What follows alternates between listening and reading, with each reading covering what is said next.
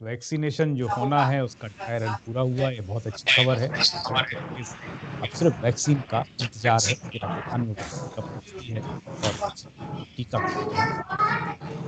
हमारे साथ इस चर्चा में भाग लेने के लिए चर्चा करा हमारे साथ डॉक्टर रघुनाथ हैं, परियोजना निदेशक। क्या देख लो हमारे साथ डॉक्टर मनीष जैन, हमारे साथ हमारे लाइव हो रहा है रुक जाओ। हमारे साथ दिल्ली से अनुराग मिश्रा जुड़े हैं, हमारे वरिष्ठ पत्रकार हमारे युवा खूब शर्मा। सभी मेहमानों का बहुत बहुत स्वागत, अभिनंदन। हम सबसे पहले डॉक्टर रघुराज के पास जाएंगे। डॉक्टर साहब, तो हम ये माने कि आज ड्राई रन, जैसे मुख्यमंत्री का भी ट्वीट आया है, ड्राई रन सफल रहा और अब वैक्सीन का इंतजार है और उसके बाद एक तरीके से हम आगे बढ़ेंगे। जी हाँ, जी हाँ, जी। आज का जो ड्राई रन रहा था, हमने राजस्थान में 7 जिलों में किया था और 18 जगह पर ये ड्राई रन किया था। इसमें हमारी जो तैयारियां हैं उसका एक बार हमको परीक्षण करना था कि हमारी जो तैयारियां हैं, और कोविन जो सॉफ्टवेयर में जो डेटा अपलोड किया गया है, जो कि बेनिफिशियरी फर्स्ट पेज में इससे लाभान्वित होंगे, उनका जांच करना था कि सॉफ्टवेयर हमारा सही चलता है या नहीं चलता। हमने जो सेशन साइट्स बनाई है वो मॉडल सेशन साइट्स बनाई है। 3 रूम्स थे, उसमें वेटिंग रूम था, टीकाकरण कक्ष था और एक निगरानी कक्ष था, ऑब्जर्वेशन रूम था। वो सभी हमने बनाए और ड्राई रन में पूरा उसी प्रक्रिया को अपनाया गया जो कि वैक्सीनेशन के समय में काम में ली जाएगी। 5 व्यक्तियों की हमारी टीम थी। पहले शुरू में गार्ड लगे हुए थे। गार्ड ने बेनिफिशियरी के मोबाइल में मैसेज देखा, उनकी आईडी देखी और उनको अंदर जाने दिया। फिर एक वेरीफायर ने उसको वेरीफाइड किया अपने मोबाइल से, सॉफ्टवेयर के अंदर देख करके उनकी आईडी से उसको टैग करते हुए फिर उनको वैक्सीनेशन रूम में भेजा। वहां पर एएनएम सिस्टर थी, वैक्सीनेटर काम कर रही थी, टीका लगाया और टीका लगाने की प्रक्रिया पूरी होती है उसको पूरा किया। फिर उन्होंने अपने मोबाइल से ऐप के अंदर डेट डाली। उसके बाद में बेनिफिशियरी के पास मैसेज आया कि बधाई हो, आपको आज टीकाकरण कर दिया गया है। उसके बाद में हमने उनको निगरानी कक्ष में भेजा। वहां पर 30 मिनट तक इंतजार किया, जो कि हम अमूमन करते हैं वैसे भी जब टीकाकरण होता है, जब ताकि अगर कोई प्रतिकूल प्रभाव वैक्सीन का दिखाई दे या किसी भी तरह की कोई परेशानी हो तो टाइम रहते उनको संभाला जा सके। इसके अलावा हमने बाहर एम्बुलेंस की भी कुछ जगह पर व्यवस्था की थी। अगर किसी भी इसमें कुछ उस तरीके की दिक्कतें भी आज समझ में आई क्या, या एकदम से फुल प्रूफ रहा पूरा ड्राई रन? नहीं, इस तरह की कोई दिक्कत नहीं आई। एक जगह सॉफ्टवेयर से संबंधित थोड़ी सी दिक्कत आई थी कि जैसे सॉफ्टवेयर में जो एंट्री करी वो एक व्यक्ति की डबल एंट्री भी हो गई, तो डबल एंट्री नहीं होनी चाहिए थी। इस पर चेक लगा हुआ है, लेकिन फिर भी वो एंट्री हुई, तो उसको अब क्लेरिफाई करेंगे भारत सरकार के साथ में। तो इस तरह की कोई, और इसके अलावा और कोई परेशानी नहीं आई। जो भी ड्राई रन था वो पूरी तरह से सफल रहा। और जो हम एक प्रक्रिया अपनाते हैं टीकाकरण में, एक व्यक्ति को जो टाइम लगेगा 5 से 7 मिनट का टाइम था, जो कि गार्ड के पास से जाकर के टीका लगवाने के बाद में निगरानी कक्ष तक पहुंचने में उसको लगा। तो इस तरह से कोई दिक्कत नहीं हुई। भारत ने बहुत बड़े बड़े टीकाकरण अभियान देखे हैं और हमने बहुत सफलतापूर्वक उनको आयोजित भी किया है। तो इस टीकाकरण अभियान में और पुराने टीकाकरण अभियान में जो एक फर्क होगा वो समझाइए आप। फर्क तो पहले तो यही होगा कि जो ये टीकाकरण अभियान है, अब तक हम जो टीकाकरण अभियान हमारा चलता था तो या तो बच्चों के लिए चलता था या गर्भवती महिलाओं के लिए चलता था। ये जो अभियान है हमारा, इसमें बड़े लोग भी शामिल हैं, महिला और पुरुष दोनों ही शामिल हैं। तो कुछ फर्क ये, कुछ अफेक्ट्स हमको बड़े लोगों के भी देखने को मिलेंगे कि बड़े लोगों में घबराहट होती है या नहीं होती है। और एक नई बीमारी है जिसका कि हमने बहुत ही अल्प समय के अंदर ही इसको अप्रूवल मिल रहा है वैक्सीन को।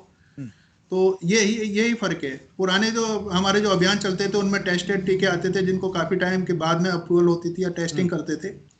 और इसमें जो अभी भारत सरकार से जो अभी मान्यता जो मिल रही है वो एक नया वैक्सीन है।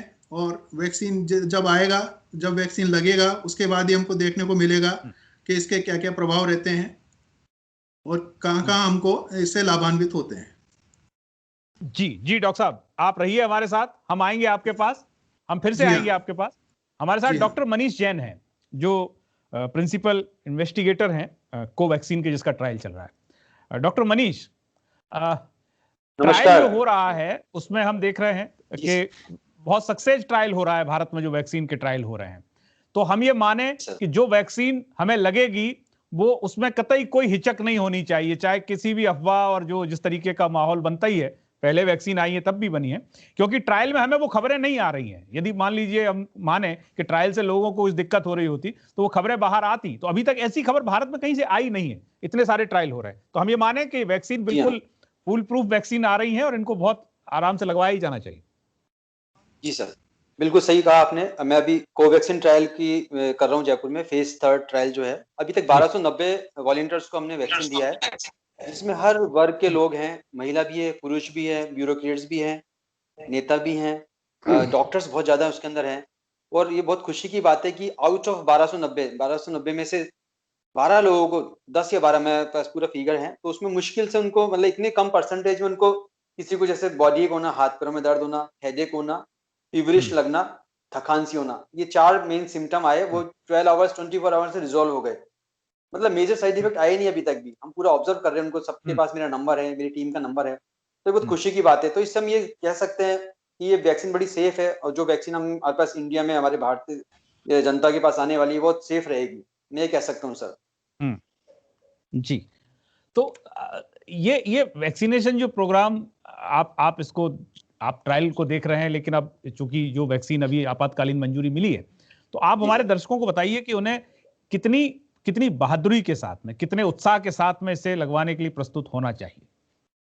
बिल्कुल सर, इसमें तो कोई हिचक नहीं है कि ये वैक्सीन सेफ है, उसको बड़ी बहादुरी से लगवा सकते हैं, क्योंकि जो आप ये देखिए, वैक्सीन जब लॉन्च होगी तब तो जनता परचेज भी करेगी या गवर्नमेंट उनको लगाएगी, जो भी अपने एक लिस्ट बनाएंगे।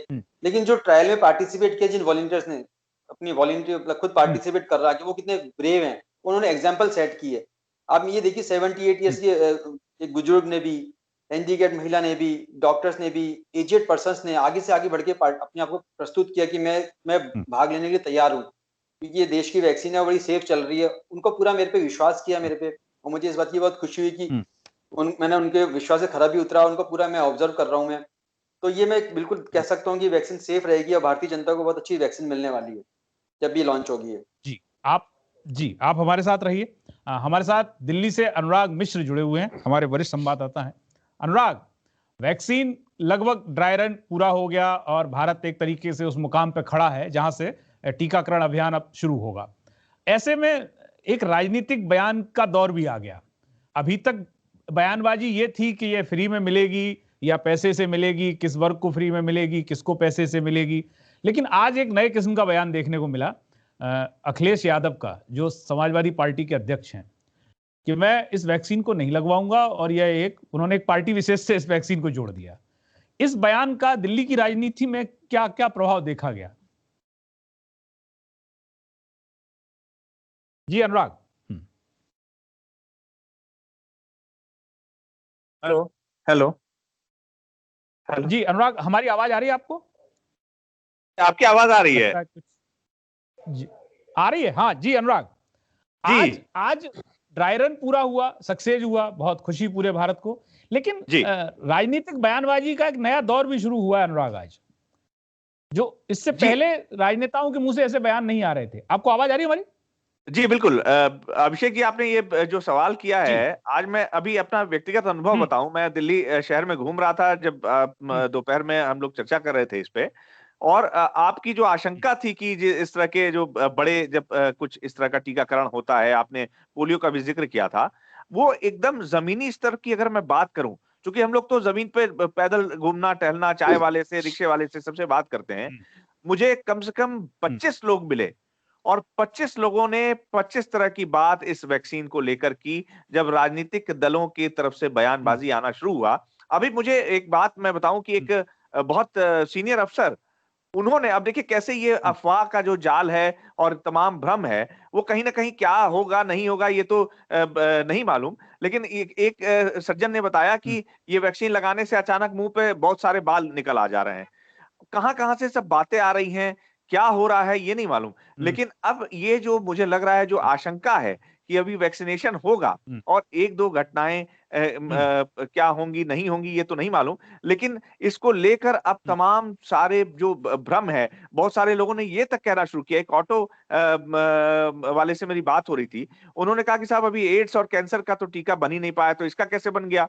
देखिए अब ये एक अगर कोई एक मुझे लग रहा है कि एक पॉजिटिव चीज हो रही है कहीं ना कहीं, उसका ट्रायल भी हुआ है। हाँ, कुछ घटनाएं सामने आई हैं, लेकिन एक घटना के आधार पर हम लोग एक बहुत मास ओपिनियन नहीं बना सकते जब तक कि कुछ एक परसेंटेज बढ़ जाए। किसी नर्स की कोई घटना बता रहा था, कोई बाल वाली घटना बता रहा था, कोई कह रहा था कि इसमें आपका पैरालिसिस अटैक हो सकता है। तो ये अफवाहें जो हैं अनुराग, अनुराग इससे पहले भी भारत ने टीकाकरण का एक बड़े पैमाने पर टीकाकरण भारत में हुआ। पल्स पोलियो से हम आजाद हुए और ये अफवाहें उस समय भी थी। लेकिन आपको लग रहा है कि इस बार की अफवाहें और उस बार की अफवाहों में कुछ फर्क है, क्योंकि ये टीकाकरण अभियान भी उस अभियान से अलग है?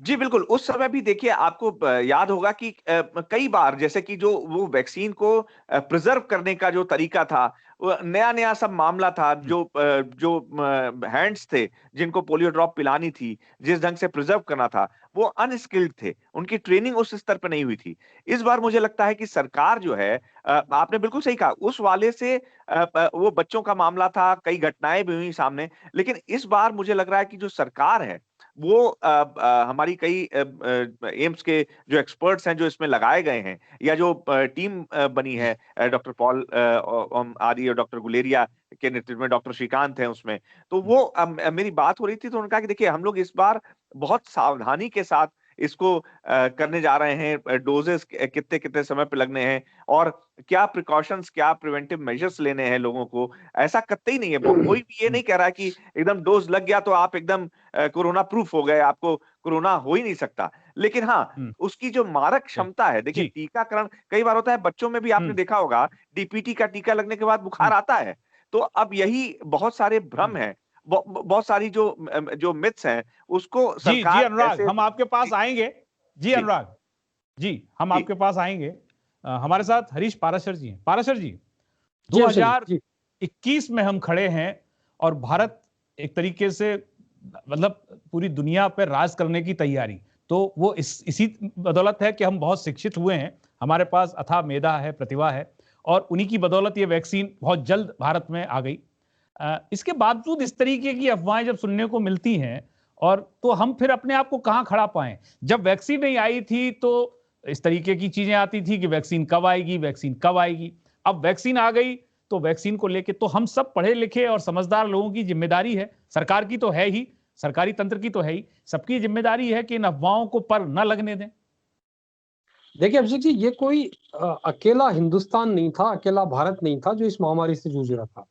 दुनिया भर के तमाम देश जो है कोशिश कर रहे थे कि वैक्सीनेशन का काम उनके यहाँ जल्दी हो। कुछ देशों ने चालू भी कर दिया, अमेरिका ने कर दिया, ब्रिटेन ने कर दिया, लेकिन ये पहला, आप देखिए पूरी तस्वीर देखिए, अकेला हिंदुस्तान है जिसके पास एक साथ 4-4 कोविड वैक्सीन तैयार है और जिसके पास सस्ती वैक्सीन तैयार है। हिंदुस्तान जैसे देश में ये बड़ा सवाल था कि ये सब तक पहुंचे, सस्ती पहुंचे और सुलभ तरीके से पहुंचे। वो सारे प्रयास, आज की जो ड्राई रन हुआ उसमें वही एक अभ्यास था कि क्या हम उसमें कोई अवरोध आएगा, किस तरह से हम ट्रांसपोर्टेशन करेंगे। तो तमाम चीजें जो डॉक्टर साहब अभी बता रहे थे, जो टीकाकरण के डायरेक्टर हैं, और उन्होंने कहा कि भाई हमारे यहाँ कोई दिक्कत नहीं आई। लेकिन देखिए अफवाहों का तो न सिर होता न पैर होता। सिर होता का मतलब यह है कि दिमाग नहीं होता लोगों को, कि वो जानते ही नहीं कि किस तरह से किस चीज को पेश करना है। और पैर इसलिए नहीं होते कि वो मन मर्जी से दौड़ती है, कहीं इधर लुढ़क गई, कहीं उधर लुढ़क गई, और अफवाह इतना तेजी से फैलती है कि आप कल्पना नहीं कर सकते। जो उत्तर प्रदेश के पूर्व मुख्यमंत्री ने कहा, अखिलेश यादव ने, मुझे लगता है एक जिम्मेदार राजनेता के रूप में उनको इस तरह का बयान देना ही नहीं चाहिए था, खासतौर से ऐसे मौके पे जबकि उत्तर प्रदेश जैसे बड़े राज्य में उनकी पार्टी सत्ता में रह चुकी है कई मर्तबा, कार्यकर्ताओं की उनके पास फौज है। आप ये मानिए कि अगर नेता कोई चीज कहता है तो निश्चित रूप से कार्यकर्ता भी उसका अनुकरण करेंगे। तो क्या हम बड़ी संख्या में लोगों को वैक्सीनेशन से वंचित कर देंगे या लोग जानबूझ के वंचित हो जाएंगे? ये बड़ा सवाल है। मुझे लगता है कि सरकार, जो आज स्वास्थ्य मंत्री ने कहा, केंद्रीय स्वास्थ्य मंत्री ने, कि हम निःशुल्क देंगे वैक्सीन, अच्छी बात है, लेकिन साथ ही साथ सरकार को ये भी पाबंदी करनी चाहिए कि ये अनिवार्य रूप से लगाया जाएगा, और नहीं तो जो तमाम तरह के हक हैं लोगों के, चाहे वो राजनीतिक लोग हो, चाहे उनके चुनाव लड़ने का हक हो, चाहे उनका सरकारी नौकरी करने का हक हो, चाहे उनका बिजनेस करने का हक हो, वो तमाम हक रोक दिए जाएंगे, क्योंकि ये विषय है, ये देश की स्वास्थ्य से जुड़ा हुआ है, सेहत से जुड़ा हुआ है, और इससे अगर कोई इस तरह का मजाक करता है तो उसको तो निश्चित रूप से पाबंद किया जाना चाहिए। ये अभिषेक जी जी जी, हम आएंगे आपके पास। हमारे साथ स्टूडियो में ओम शर्मा जी हैं। ओम जी,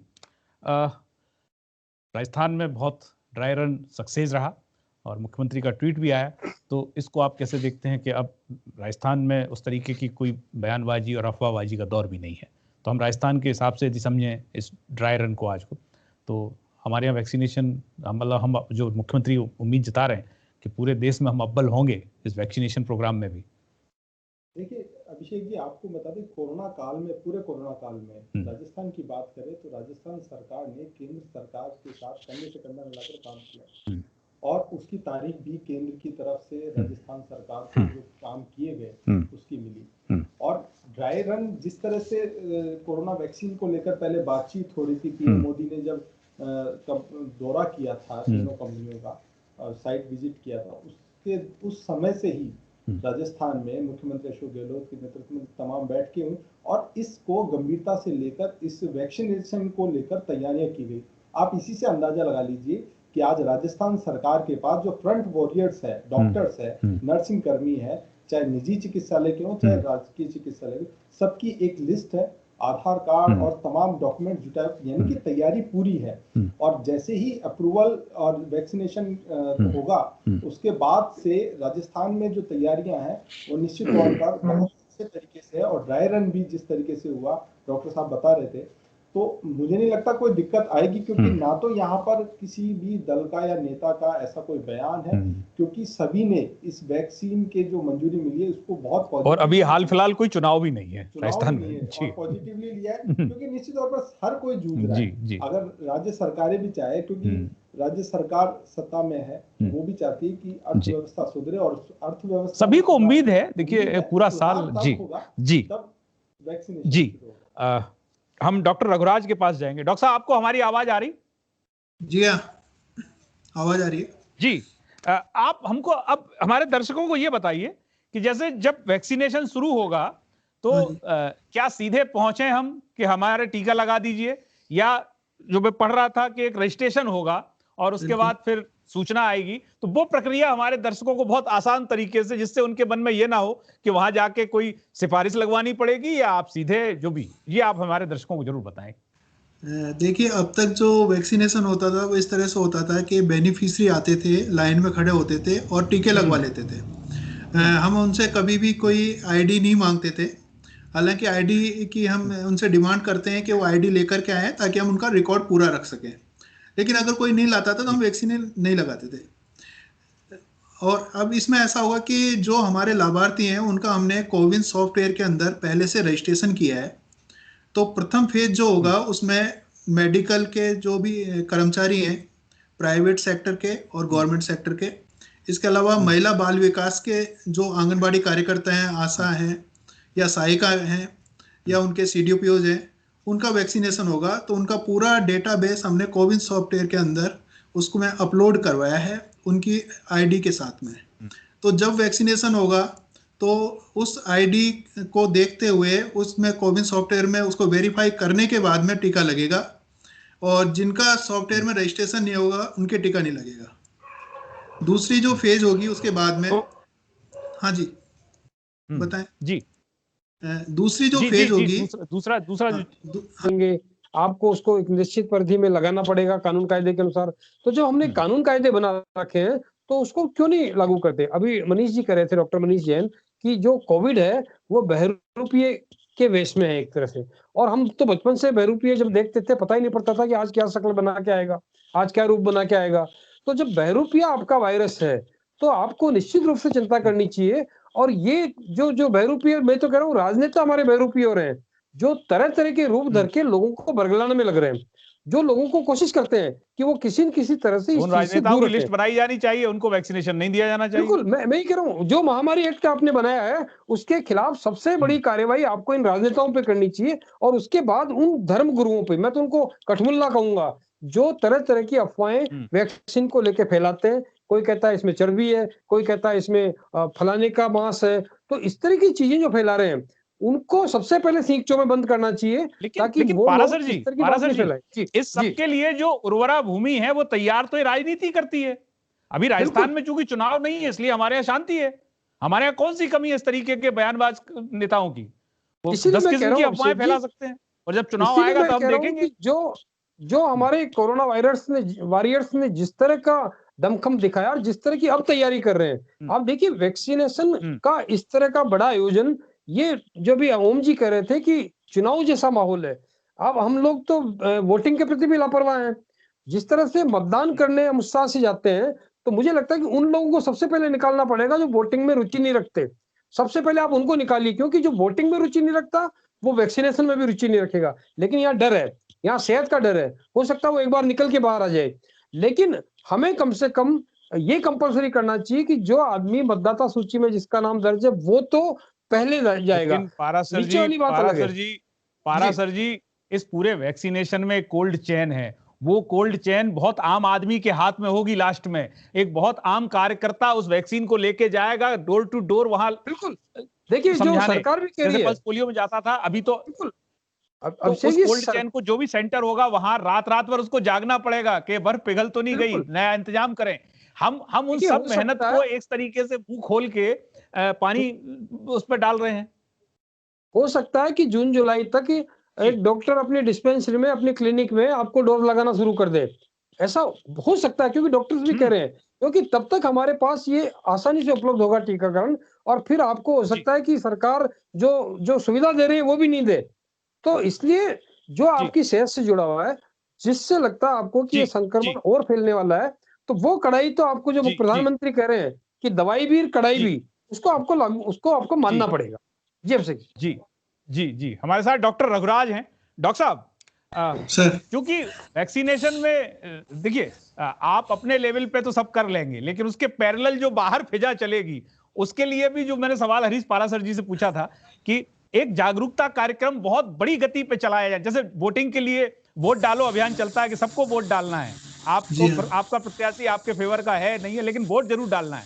तो इस तरीके का एक जागरूकता अभियान चलाए जाने की जरूरत है, जिससे हम इस विपदा से बिल्कुल पूरी तरह बाहर निकल आए। बिल्कुल एक जागरूकता अभियान चलाने की जरूरत भी है और उसके लिए हम प्रयास भी करेंगे, क्योंकि जब वैक्सीन लॉन्च होगी राजस्थान के अंदर, तो उससे पहले जैसे मीडिया कम्युनिकेशन है, पंपलेट्स का वितरण है, जगह जगह हम दूसरे, जैसे हमारे कई बार नुक्कड़ नाटक भी होते हैं, उन कलाकारों को भी हम लेते हैं काम में। इसके अलावा कुछ अपील्स भी होती हैं, जैसे कि कुछ ग्रुप होते हैं जो कि इसका विरोध करते हैं, तो उनके जो धार्मिक नेता होते हैं उनकी अपील्स भी होती हैं, उनके जो हमारे एमएलएज होते हैं, एमपीज होते हैं, उनकी तरफ से भी अपीलें होती हैं कि इस वैक्सीन को लगवाइएगा।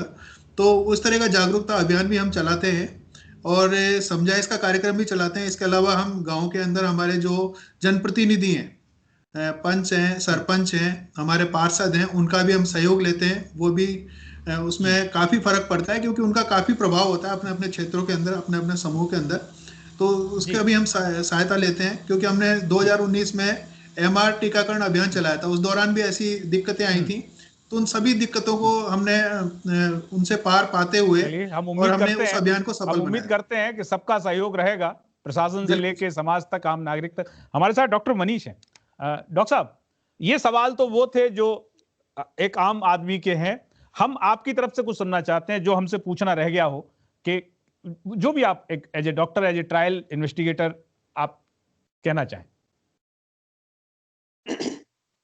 इसमें तो मैं सर यही कहना चाहता हूं कि हमको जो अभी जितना भी हमारा ये चल रहा है, प्रोसेस चल रहा है, जिसमें हम वैक्सीनेशन का हमने वो किया है, अभी ट्रायल किया है, कि एक तो मैं ट्रायल कर रहा हूँ, दूसरा जो हमारा अभी आज पूरा रिहर्सल किया था, स्टेट गवर्नमेंट ने, सेंट्रल गवर्नमेंट कर रही है, तो उसको अच्छे से एग्जीक्यूट कर सके इसमें, और डॉक्टर सारे मिलके हम इसमें सब कर सकते हैं, इसमें कोई इशू नहीं है। प्रॉपरली कोल्ड चेन मेंटेन करते हुए हम, और जो भी लिस्ट है गवर्नमेंट की, कि हम पहले हेल्थ वॉरियर्स को लगाएंगे, उसके बाद हम पुलिस वालों को लगाएंगे, जो उसको लिस्ट को हम प्रॉपरली एग्जीक्यूट करें, सारी गलतफहमियां दूर कर रहे हैं हम। अब सारे नेता एक साथ बैठे हैं, सारे ब्यूरोक्रेट्स बैठे हैं एक साथ, और इसको ऐसे अवेयरनेस प्रोग्राम चलाएं, जैसे पल्स पोलियो भी सफल रहा है हमारा। और इसमें मैंने ट्रायल किया ही है, तो मुझे काफी अच्छा लगा। और मैंने ये भी देखा कि मैं अपनी, मुझे कोई भी अगर मुझे कोई कहता है कि मैं आप सेवाएं मतलब दे सकता हूँ मैं, तो मैं बहुत खुशी से दे सकता हूँ उसमें। मैं 24 आवर्स काम कर सकता हूँ कि मैं वैक्सीनेशन ट्रायल भी मैंने किया, उसका पार्ट 2 में, और साथ में वैक्सीनेशन को भी मैं जनता तक पहुंचाऊं मैं। तो मेरी तो दिल से यही इच्छा है कि मैं इसमें भी कुछ कर सकूं, सहयोग कर सकूं मेरी तरफ से। और सब मैं तो ये कहना चाहता हूँ कि सब वैक्सीनेशन प्रॉपर्ली लें, क्योंकि अपनी वैक्सीन जी डॉक्टर साहब जी, भारत के युवा के पास उत्साह की कोई कमी नहीं, पूरी दुनिया पर राज करने की वो क्षमता रखता है। और हमें पूरी उम्मीद है कि इस वैक्सीनेशन प्रोग्राम के जरिए भारत का एक नया चेहरा दुनिया देखेगी। अनुराग, बहुत संक्षेप में, कांग्रेस की कोई प्रतिक्रिया आई है क्या अखिलेश यादव के बयान पे? जी देखिए, हम लोगों ने कांग्रेस के नेताओं से भी बात करने की कोशिश की, तो उन्होंने कहा कि देखिए अभी हम लोग देख रहे हैं, और बस इसका राजनीतिकरण जिस ढंग से बीजेपी ने, उन्होंने वही कहा कि देखिए बार-बार बीजेपी उसका राजनीतिक लाभ लेने की कोशिश कर रही है, और अभी हम देख रहे हैं कि क्या इसका असर होता है। और उसके बाद जल्दबाजी नहीं होनी चाहिए, राजनीति नहीं होनी चाहिए, इस पे वैक्सीन फ्री बांट दिया या वो कर दिया, इसको इससे दूर। अभी तक ये कहा कोई बड़ा नेता अभी खुलकर अखिलेश यादव के बयान का ना तो विरोध किया है किसी ने, ना तो समर्थन किया है। वो कह रहे हैं कि हम अभी वेट एंड बस वॉच यही कर रहे हैं। राजनीति है। जी अनुराग, समय बहुत कम रह गया। जी हमारे साथ स्टूडियो में ओम जी फाइनल कमेंट्स। फाइनल कमेंट एक ये मिनट है मेरा कि वैक्सीनेशन शुरू होने वाला है, पूरी तैयारी हो चुकी है, लेकिन हमारी चिंता ये भी है कि राजस्थान की बात करें तो ऐसे भी कई इलाके आज भी मौजूद है जहां पर इलाज पहुंचा नहीं है। तो वैक्सीनेशन को पहुंचाना वहां तक, उन लोगों तक, वो सबसे बड़ी चुनौती है। और पूरे देश में ही, क्योंकि शहरी क्षेत्रों में तो वैक्सीनेशन हो जाएगा, और लेकिन जो ग्रामीण और सुदूर इलाकों में वो सबसे बड़ी चुनौती। समय बिल्कुल समाप्त हो गया। आज के इस कार्यक्रम में सभी मेहमानों का इस कार्यक्रम में हिस्सा लेने के लिए बहुत बहुत आभार, धन्यवाद। प्रख्यात जर्मन दार्शनिक, चिंतक एवं समाजशास्त्री कार्ल मार्क्स लिखते हैं, किसी के गुणों की प्रशंसा करने में अपना समय बर्बाद मत करो, बल्कि उसके गुणों को अपनाने का प्रयास करो। तो चलते चलते आपको छोड़े जाते हैं कार्टून ऑफ द डे के साथ। अब हमारी मुलाकात सोमवार को होगी। नमस्कार, बने रहिए पत्रिका टीवी के साथ।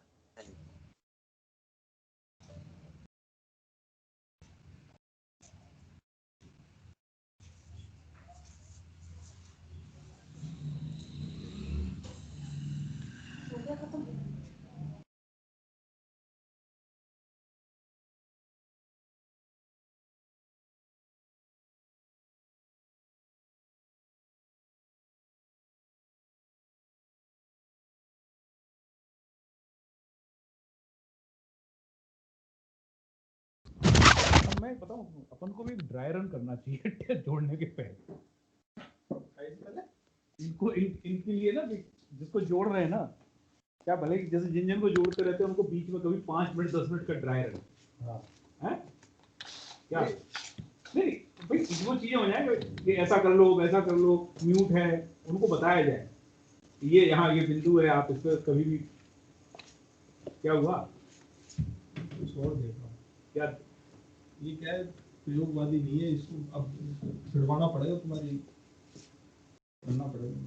क्या हो गया, मैं छेड़ना नहीं चाहता, ये क्या है, इस कैमरे को छेड़ना नहीं चाहते। बहुत सारे फ्रेम मेरे दिमाग, यहाँ बैठा था ना मैं, चारों तरफ देख रहा था मैं, तो मेरे दिमाग में फ्रेम ही आ रहे थे। मैं आपसे कह रहा हूँ 3 कैमरे हैं अभी, इसमें कोई दया नहीं है। जब हम 2 लोग बैठे हैं तो हम 2 लोग तो 3 कैमरा सेटअप से कवर होना चाहिए ना। वो स्काइप पे हैं, आप थोड़ी स्काइप पे हो, ये कोई नहीं करते ये। आप बताओ कर पे मेरा देना भाई, स्काइप पे आप थोड़ी हो। कोई बात नहीं, अपन संडे छुट्टी मनाएंगे। इस पे मैं थोड़ा वर्क करना पड़ेगा, फ्रेम अलग अलग निकालने पड़ेंगे। एक ड्रायर लगा देंगे, तो पहले भी तो लगा देते इसको। अगर घर पे थोड़ा कंफर्टेबल भी होता है। लगा दोगे तो वो नहीं, क्या वो सारी लाइटें, बेटा को पता नहीं कैसा होगा। आपको लगा के मानो ओ मानो आपने आज यहाँ लगा दिया, मंजीत आएगा कल यहाँ से लगा देगा। वो वहाँ से बेटा ये म्यूट हो रहा है ना, इसको ऑन कैसे करते हैं इसको? बहुत फर्क आ जाएगा इसी में। चल ठीक है, संजय जी के साथ संडे को बैठ के जी ऑन है ना, ये स्पीकर